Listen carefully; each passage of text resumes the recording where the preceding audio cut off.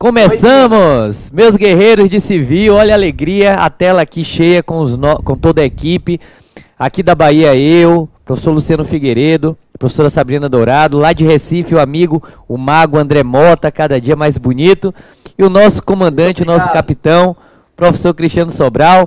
Boa tarde, meus guerreiros, boa tarde, Cris, e aí, meu amigo? Boa tarde, Legião do Direito Civil, boa tarde, professores, boa tarde não, boa noite, que no meu Rio de Janeiro já são boa noite, né? 7 horas da noite aí. Aqui são 6, campeão. Estamos entrando aqui na noite também. Ah, então tá certo, então é boa noite mesmo, né? Então, olha só, a gente tá bem feliz, né, Beto? Foi uma prova aí bem razoável, tava até comentando aqui com o Joffre, que é o nosso colunista do portal Exame de Ordem, que nós, professores, tivemos aí um resultado muito bacana e os alunos muito felizes com o nosso treinamento. Nós abordamos toda a prova no decorrer das nossas aulas, então os alunos estavam extremamente preparados, né? Tiveram aí um treino difícil, então o jogo foi fácil. Não é isso, Beto? É isso aí. Vamos aproveitar aqui para dar um abraço à turma da Bahia. Meu irmãozinho querido tava com saudade dele, 30 dias fora de férias, matando aqui a saudade, a minha comadre, a professora Sabrina Dourado. E aí, Bina, como é que foi a prova? A prova foi uma prova excelente.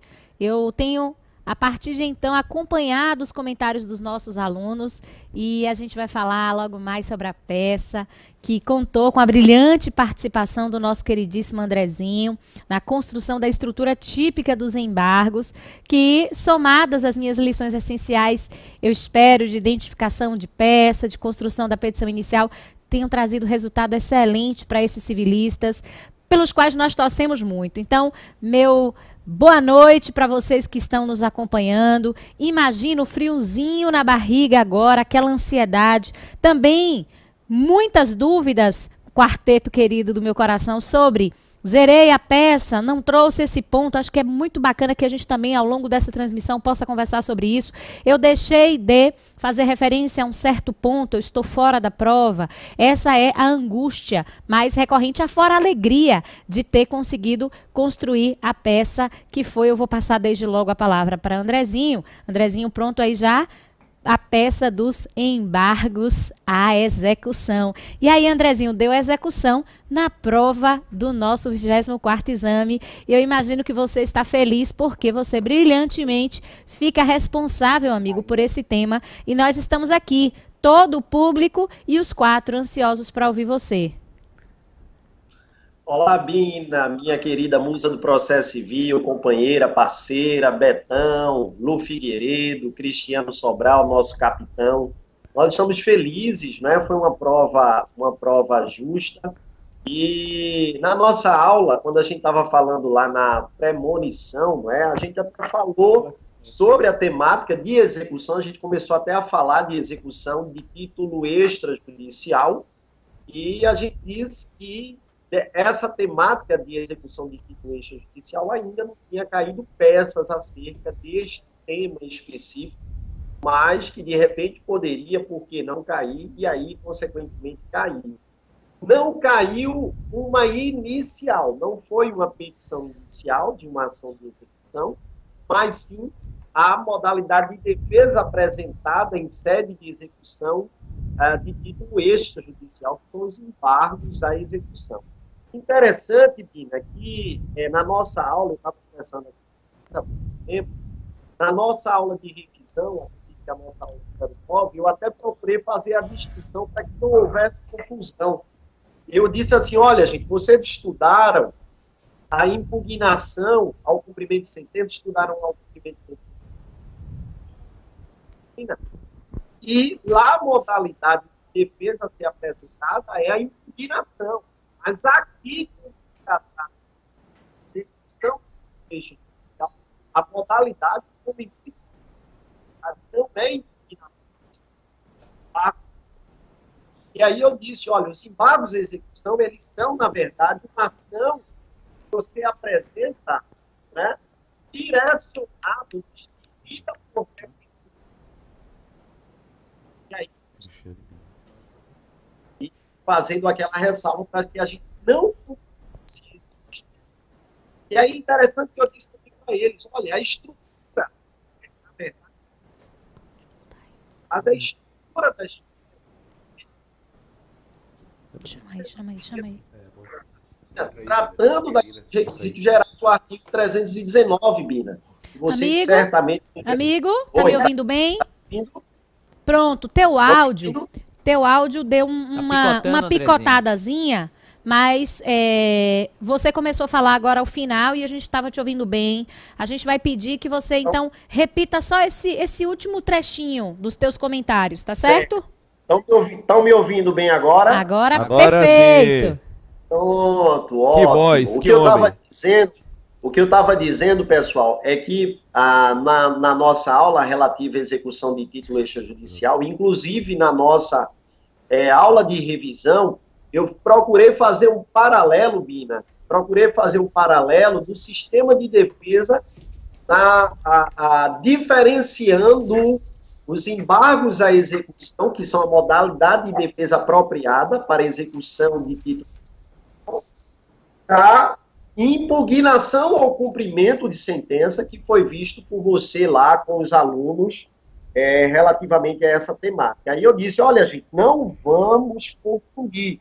Impugnação ao cumprimento de sentença, vocês estudaram com a professora Sabrina, e isso vocês aplicam lá à execução de título judicial. E aqui na execução de título extrajudicial, a modalidade de defesa a ser apresentada é a execução, quer dizer, são os embargos à execução, que tem previsão nos artigos 914 e seguintes lá.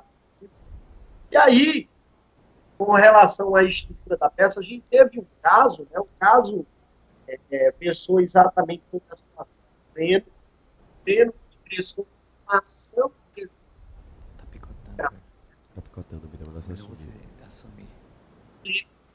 essa Agora você não, agora não. esse tipo era uma Tenho medo deles se melindrar.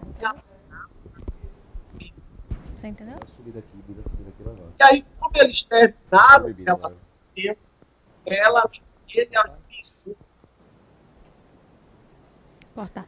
Amigo, E aí, André, meu deve amigo, pensar. Oi? me perdoe, Andrezinho. a gente não consegue te ouvir. A gente vai precisar assumir daqui, Bina, vai tentar dar Não, sequência, beleza. porque tá picotando o seu áudio, aí os alunos eles podem ter uma dificuldade de compreensão, Tranquilo. tá bom? E aí quando Bina, a gente regularizar, já você volta. conversou, Bina tá aí, a gente conversou sobre a peça, Bina tá apta aí a comentar qualquer coisa.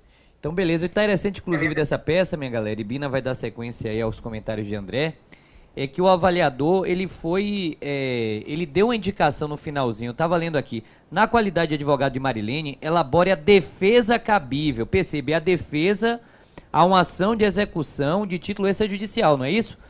Voltada a impugnar a execução que foi ajuizada, desconsiderando a impugnação prevista no artigo 854, parágrafo 3º do CPC, ou seja, expressamente o avaliador já descartava do candidato a utilização da impugnação. Então, se era uma execução de título extrajudicial, os embargos à execução, que é aquela peça de impugnação de uma cognição mais ampla, né, onde você pode discutir, inclusive, a invalidade do título, seria realmente o instrumento de defesa adequado. Até porque o avaliador diz também que a impugnação deve ser sobre toda a matéria da execução, né? No meio aqui da leitura da peça está lá claro que a impugnação é sobre todo o elemento da defesa. E já dizia, André estava finalizando, que o mandado de intimação tinha sido juntado e já tinham transcorrido 2 dias, então ainda havia prazo hábil. Certamente o critério da tempestividade talvez aí seja também indicado. Mas vamos aí ouvir a nossa amiga. Pois é, queridos e queridas, embargos à execução. Essa peça que é fundamental dentro do curso do processo executivo. Eu espero que já tenha ficado claro para você o quanto é diferente o ponto de partida de uma execução pautada no título judicial daquela execução que é pautada no título executivo extrajudicial, como Andrezinho já bem comentou. Então, o gabarito é mesmo embargos à execução. Sabrina, não seria, já surgem dúvidas, não seria o caso de uma contestação? Não, caros e caras, porque a contestação é a peça de defesa dentro do processo de conhecimento.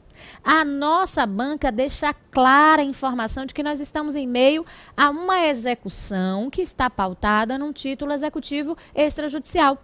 A confissão de dívida que foi assinada pela Marilene, que foi ratificada por 2 testemunhas. Dentro desse contexto, a estrutura dos embargos foi muito bem trabalhada por André.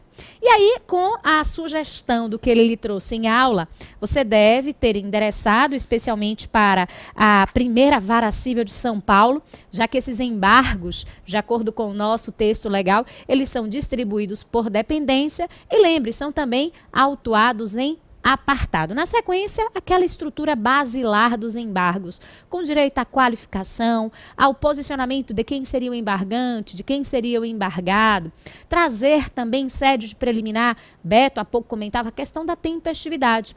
A banca fez questão de mencionar que da juntada do mandado citatório e de intimação correspondente, só se teriam transcorrido os 2 dias. E o CPC menciona que os embargos tempestivamente serão opostos em até 15 dias, levando-se em consideração essa respectiva juntada, sendo desnecessária a comprovação de preparo.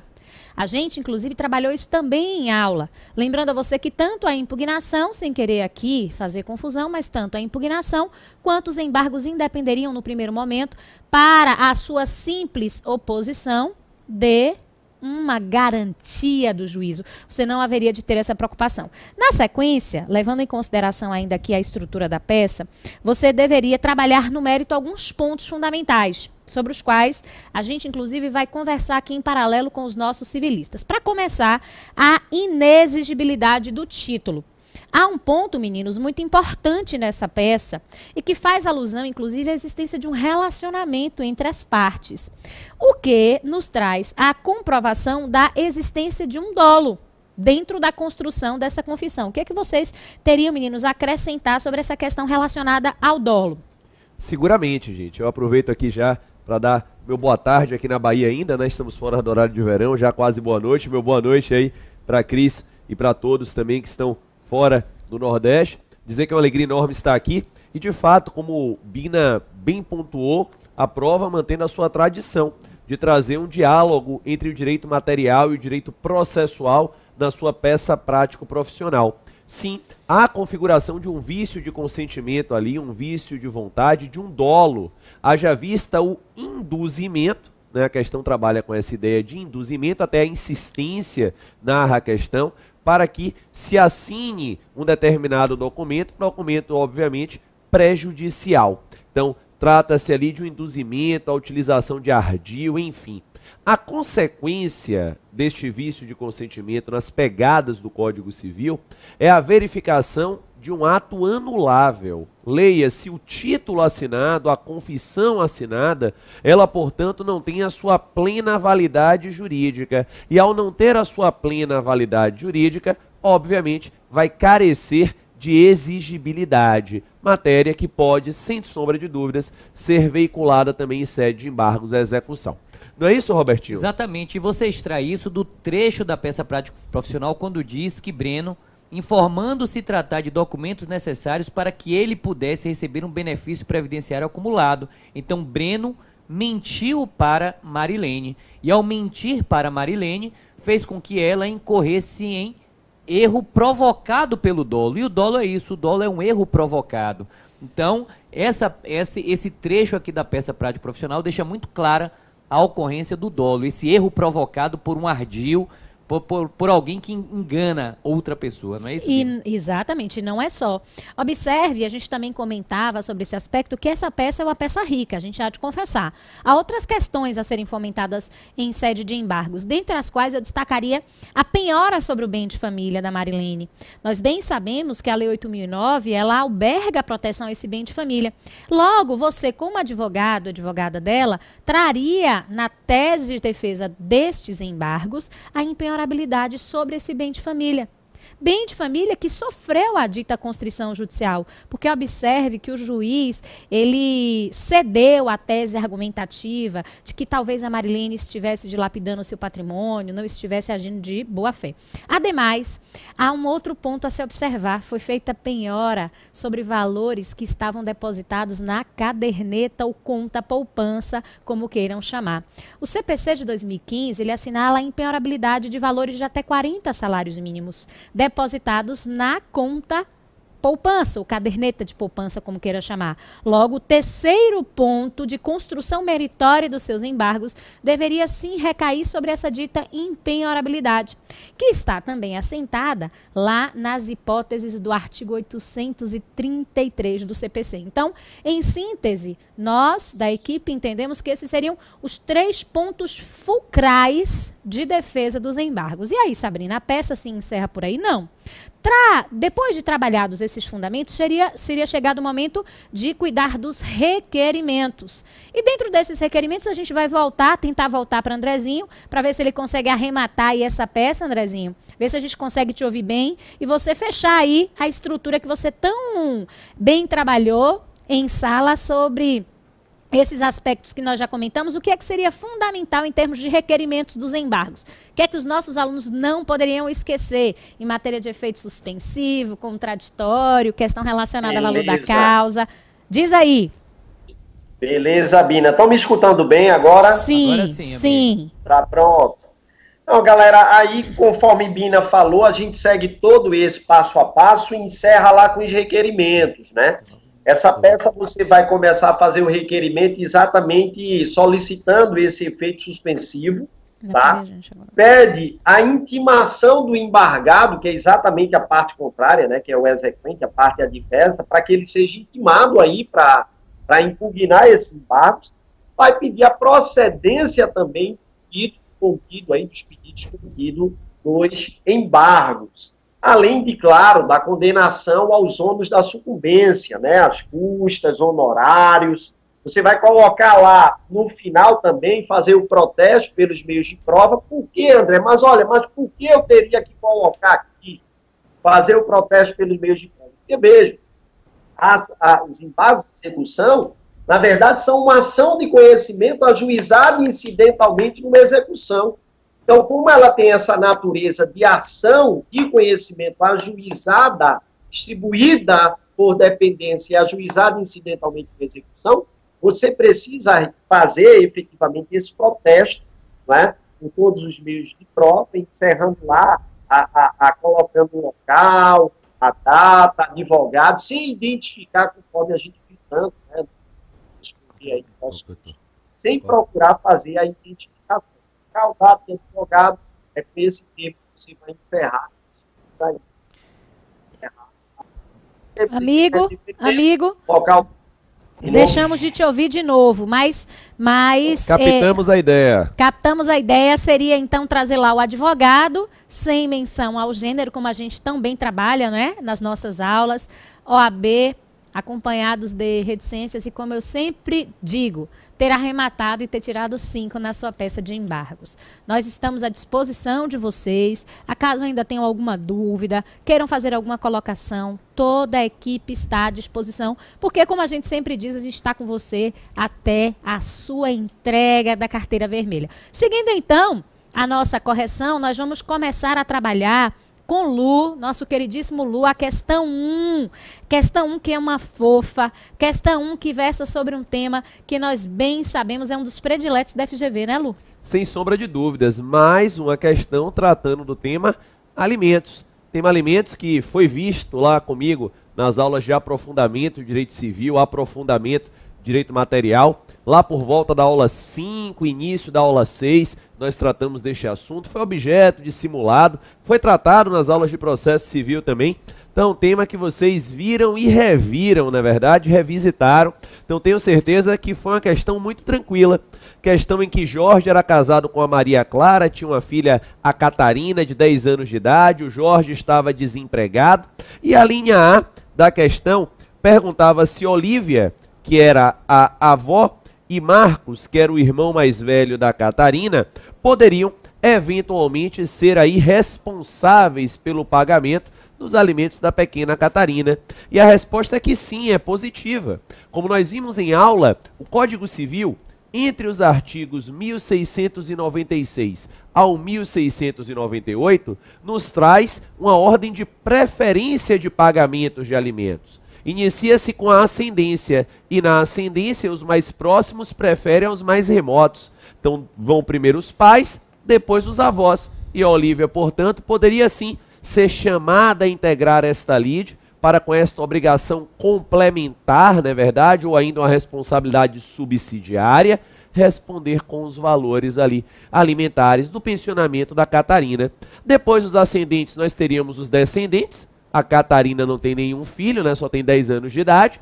E depois iria para o colateral de segundo grau, que é o irmão, no caso, o Marcos. Então sim, o Marcos também poderia ser atingido, não é verdade? Então a resposta é positiva na linha A, com base nos artigos 1696 ao 1698.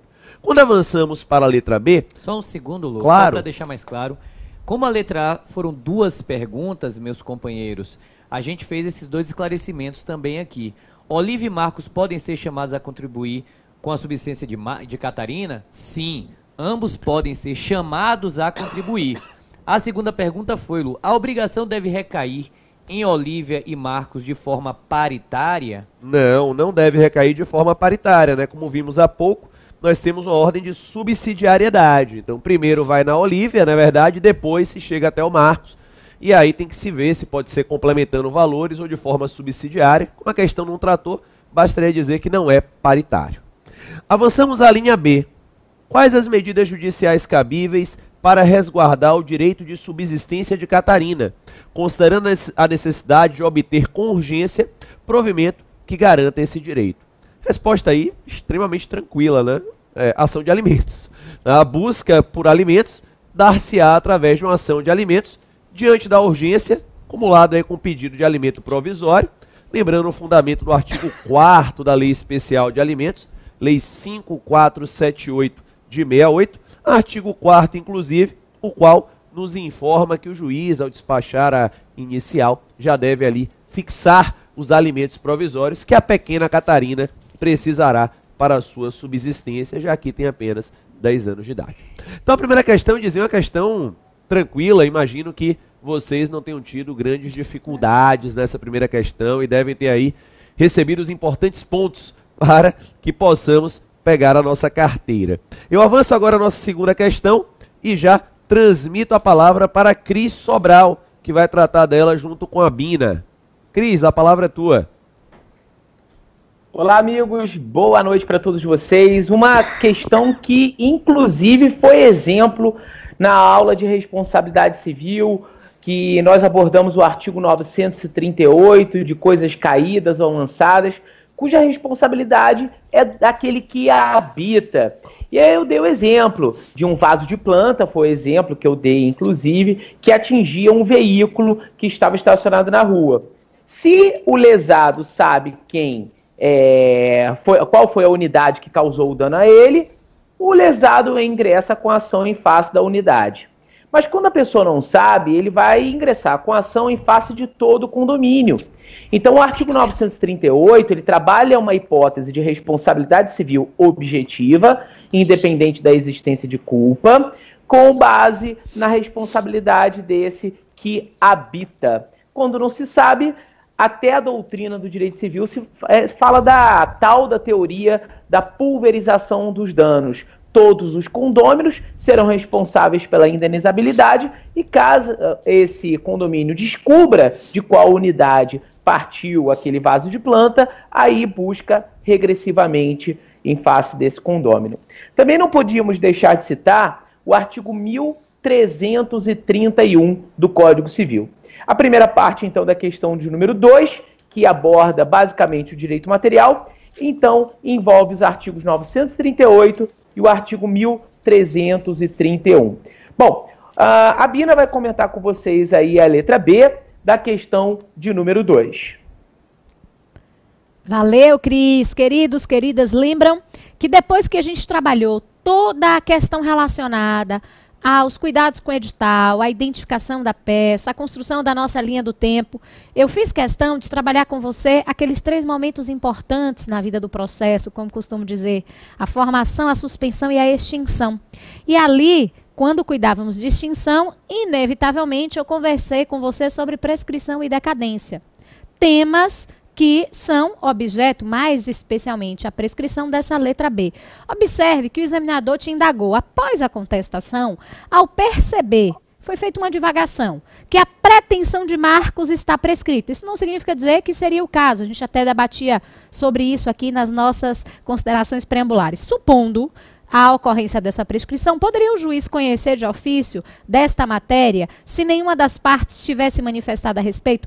Essa é uma boa pergunta, turma, porque, veja, sabemos nós que a prescrição, consoante soa o 487, inciso 2º, isso desde 2006, com a Lei 11.187, passa a ser matéria reconhecível de ofício. Lembro-me bem que os civilistas se manifestaram acaloradamente sobre uma modificação que sobreveio ainda do CPC de 73. Então, é inconteste a ideia de que a prescrição ela pode ser reconhecida de ofício, vez que ela é matéria de ordem pública. Mas a banca queria mais da gente. Ela queria que nós, além da referência à possibilidade desse reconhecimento de ofício, destacássemos especialmente que esse reconhecimento deverá ser precedido de contraditório. Nós também cuidamos disso nas nossas aulas. Esse CPC de 2015, ele traz uma outra roupagem de contraditório, segundo o qual surgem 2 consequências: a vedação à decisão surpresa e ainda, meus queridos, o dever de cooperação, que vem análogo a um contraditório real, substancial, como apontam muitos processualistas. Neste sentido, o juiz pode reconhecer a prescrição de ofício, observem, mas antes ele deve oportunizar as partes a abertura de um prazo para que eles tenham, as partes, na verdade, os sujeitos do processo, a oportunidade de se manifestar, permitindo ao juiz, inclusive, a amplitude do seu convencimento. Daí a ideia de vedação às decisões surpresas. Refletir, refrear, seria mesmo o caso de reconhecimento dessa prescrição? E após esse contraditório prévio, aí sim, chancelar, numa linguagem bem popular, bater o martelo acerca da ocorrência desta dita prescrição, que deve, repito, parágrafo único do 487, ser precedida da manifestação das partes. Então, espero que você tenha revisto o artigo inteiro, não tenha visto apenas o inciso 2º. E nós conversávamos sobre isso aqui, estamos na torcida, e desde logo, para não lhes cansar, eu passo agora para a questão de número 3 com Robertinho Figueiredo e o seu cabelo militar. Não sei se vocês perceberam, Beto sempre inovando, ele fez aqui uma raspagem lateral. Eu vou seguindo o Cristiano Sobral, eu vou acompanhando ele no Infelizmente eu não estou conseguindo ver o Beto, eu só consigo ver o André, né? Cris. E Nossa, aí vê só o André, Cris, que é uma pena. Todo vendo o André, eu tenho que ter força. É uma pena, tenha força, tamo junto, Força, Cris. Força, Cris. E olha, ele tá lançando, eu não sei se ele tá lançando um gel ou uma cera agora, Beto. O cabelo tá meio molhado, e tá meio, sei lá, tá meio esquema, né? Saudade de você. A questão 3, minha gente, ela conta a história de alguém que deseja pagar, tenta pagar e é impedido de pagar. A gente viu isso também no tema das obrigações, quando tratávamos ainda na minha matéria de Direito Material Civil, na aula de número 3 por ali, ou na aula de número 4, quando falávamos das formas especiais de pagamento. Então, Álvaro, que morava com sua esposa em Brasília, ele adquire um imóvel, né? E ao adquirir, ele percebe que esse imóvel tem um gravame, uma hipoteca, que é um direito real. Diz a questão que esse imóvel é localizado no Rio de Janeiro e diz que ele pretende pagar a dívida, mas encontra obstáculos. Ora, vimos em sala de aula que quando alguém deseja pagar e é impedido indevidamente de realizar o pagamento, um instrumento judicial cabível é a ação de consignação em pagamento. Então, já respondendo rapidamente a letra A, qual a medida judicial mais adequada para assegurar o interesse de Álvaro? Resposta: consignação em pagamento. Fundamento jurídico: no Código Civil, o artigo 335. No Código de Processo Civil, o artigo 539. A letra B: qual foro competente para processar e julgar a referida medida? O foro competente é o foro da situação do imóvel, comarca do Rio de Janeiro. O artigo 328 do Código Civil afirma que se o pagamento envolver questão imobiliária, haverá de se realizar no foro da situação do imóvel. Então, rapidamente, essa foi a questão de número 3. E vamos agora já imediatamente para a questão de número 4. E já informamos a vocês que temos notícia de que o gabarito está saindo do forno. Então, a gente vai concluir a questão de número 4 e logo em seguida confirmar o gabarito para verificar se está tudo batendo, tá bom? Vamos lá. Vamos lá, gente. Questão de número 4, uma questão que versa sobre direito sucessório. Pedro, maior com 30 anos de idade, filho biológico de Paulo, que nunca reconheceu a filiação no registro. Em 2016, Paulo morreu sem deixar testamento, solteiro, sem ascendente, sem descendente, com 2 irmãos sobreviventes que estão na posse dos bens. E aí a questão pede na linha A: qual o prazo para a propositura da ação de investigação de paternidade da petição de herança? Gente, nós tratamos sobre isso em 2 momentos do curso. Na aula 3 de aprofundamento de direito material e na aula 6 de aprofundamento de direito material. Porque eu tratei disso tanto na aula de prescrição e decadência, lá na nossa parte geral, como lá na frente na aula de sucessões. Nós temos aqui uma súmula altamente festejada, conhecida do STF, a súmula 149, que diz que é imprescritível o reconhecimento de filiação, mas não o é a petição de herança. Claro, o reconhecimento de filiação é um direito subjetivo, extrapatrimonial e indisponível, enquanto que a petição de herança, ela diz respeito a patrimônio, logo prescreve. E o STJ vem entendendo que o prazo prescricional da petição de herança é de 10 anos. Então, respondendo à pergunta, qual o prazo para a propositura da ação de investigação de paternidade de petição de herança? Súmula 149 do STF, somada ao artigo 205 do Código Civil, imprescritível o reconhecimento de filiação ou de paternidade, e a petição de herança prescreve, e aí você deveria consignar o prazo de 2 anos. Já a linha B pergunta se nós poderíamos cumular os pedidos de reconhecimento da paternidade e o direito hereditário no mesmo processo. E a resposta é positiva. O CPC, no artigo 327, parágrafo 3º, nos traz sim essa possibilidade de cumulação, dizendo inclusive que o rito passaria a ser o ordinário, mas que o juiz não deve desprezar eventuais questões relativas ao rito da especialidade. Então, a resposta é positiva com base no 327, parágrafo 3º. E que já se confirma, viu, Lu, com Que o maravilha. nosso gabarito oficial da banca. Ela, inclusive, sinaliza a possibilidade dessa acumulação e também trabalha, como o Lu bem disse, esses prazos, né? Na verdade, a temática tanto da imprescritibilidade da investigação, quanto também do prazo de 10 anos que Lu há pouco comentou para outra demanda que estava acumulada.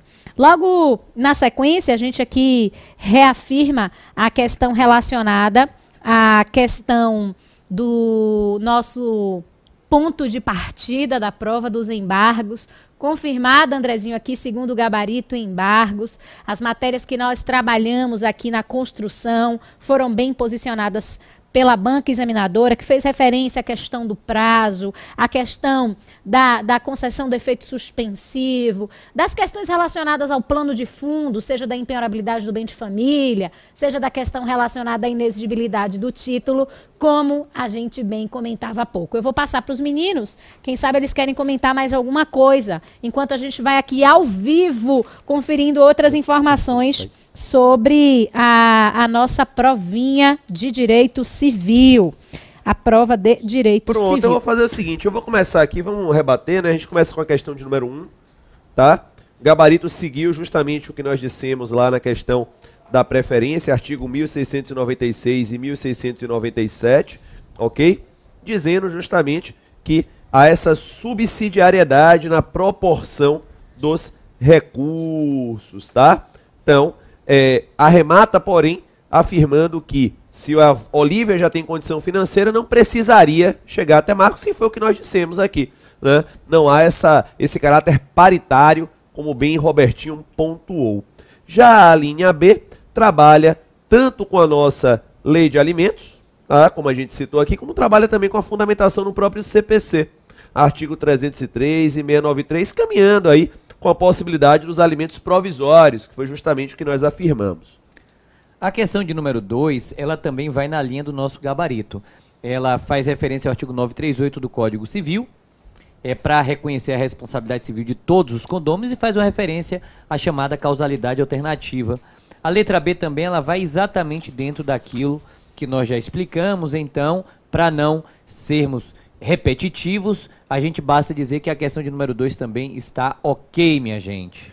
Questão de número 3, perfeito também, Álvaro é terceiro interessado, obviamente, pode pagar. E o foro competente, artigo 540 do CPC, como citado aqui no nosso espelho, é o lugar do pagamento cidade do Rio de Janeiro.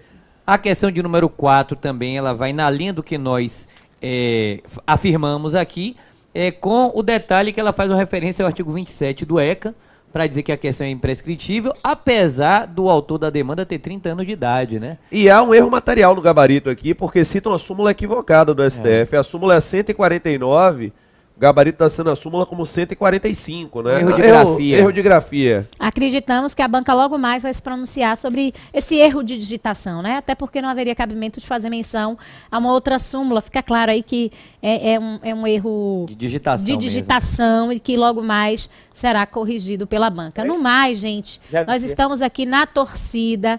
Eu quero transmitir para vocês as melhores energias, lembrá-los que agora é hora de se tranquilizar, de acalmar o coração, nem todo e qualquer esquecimento é motivo para que você tenha zerado a peça. Vamos pensar positivo aqui na soma dos 6, para que você logo mais festeje a sua aprovação. Um beijo carinhoso, eu vou passar a palavra para os meninos e vamos ouvir ainda Andrezinho e Cris. Tem um excelente restinho de noite. Aproveitem agora para descansar, porque vocês são merecedores. É isso aí, meus guerreiros. Eu quero lhes dizer, porque às vezes o aluno ele fica meio doido, né? Meio estressado demais. A prova já foi feita, você já entregou a prova, agora o momento é de se tranquilizar e você não precisa da nota 10. Então, às vezes o aluno erra um detalhezinho, erra um artigo de lei, erra uma questão e acha que o mundo dele caiu quando não é verdade. Você precisa de um 6. E você com certeza vai ter uma excelente performance, você vai ter a sua carteirinha. Continuaremos à disposição de vocês aqui. Foi um prazer, acho que cumprimos o nosso trabalho com muita tranquilidade. O dever cumprido, o sentimento de dever cumprido acontece agora reciprocamente. E agora é você descansar um pouco e aguardar aí apenas a divulgação da sua nota. Também deixo aqui o meu abraço, meu beijo, enfim, acalorado para vocês. Espero que você tenha tido uma boa notícia nessa noite. Acalme o seu coração, né? Como todos lembraram aqui, às vezes bate aquela angústia. Nossa, não citei aquele específico artigo que está em um pedaço do gabarito. Sim, talvez tenha algum corte parcial, mínimo ali, mas isso muitas vezes não é hábil a gerar a sua reprovação. Então, fique tranquilo, vamos aguardar a confirmação do gabarito preliminar. E já lhe deixo aqui o meu abraço a todos os meus amigos aqui, companheiros de segunda fase de longa data. E espero lhes ver em breve aqui nos nossos cursos de prática. Você agora que já é um advogado. E para você que não obteve êxito na prova, também não é o fim do mundo, né? Eu sei que o dia é um dia difícil, você acabou de sair da sua avaliação, está aí com uma sobrecarga emocional muito grande. Mas vida que segue, né? Vamos pensar positivamente, temos a repescagem, enfim. E eu tenho certeza que a sua hora vai chegar. Já passo a palavra para meu grande amigo Andrezinho, deixando o Cris aí para fazer o nosso fechamento. Vai lá, André. Valeu, galera. Valeu, Beto. Valeu, Lu. Valeu, Bina. A galera que está em casa, eu tenho certeza que deu tudo certinho, né? Vocês fizeram a parte de vocês. Agora, conforme nossos queridos amigos disseram, é tranquilizar o coração, tá? Tranquilizar o coração. Vocês não precisam também fechar a prova com 10. Então, é normal que uma coisa ou outra, eu não coloquei esse dado, eu vou zerar, eu não coloquei essa informação, eu vou zerar. Fica tranquilo que é seu, está guardado, eu tenho certeza que já deu, sabe? Aproveitar aí. Bom, beijo grande, fiquem com Deus, eu passo a palavra para o nosso capitão Sobral. Boa noite a todos vocês, meus amigos e amigas. Nós aqui agradecemos muito, agradecemos o carinho, todas as mensagens pelo plantão de dúvidas, pelas redes sociais, ok? E agora, como o André e toda a equipe disse, é a hora de acalmar o coração. Eu sei que vocês enviam aquelas mensagens. Ah, professor, eu coloquei uma palavra assim. Será que eu vou perder ponto? Será que vão zerar a minha peça? Agora é aguardar. A gente não tem uma bola de cristal para saber como que o examinador vai atuar no caso concreto. É aguardar. Vocês aí batalharam muito, vestiram aí a capa do guerreiro, da guerreira, e eu tenho certeza que já deu tudo certo. Um beijo para todos vocês, uma excelente noite. E até deixo um convite para vocês aqui, tá? Vocês aí, advogados, já advogados, amanhã começa o nosso terceiro Conasenf, nosso congresso aí online gratuito no conasenf.com.br. Um beijo para todos vocês, fiquem com Deus. Boa noite, Andrezinho, boa noite, Bina. Eu não tô vendo Bina, não tô vendo André, quer dizer, não tô vendo Bina, não tô vendo Lu e não tô vendo Beto, mas boa noite para todos vocês. Andrezinho, eu fiquei te vendo a noite toda, infelizmente, mas uma excelente noite para você, amigo. Boa noite, beijo, Cris. tchau, gente. Beijo, Galera, tchau. valeu. Valeu, galera.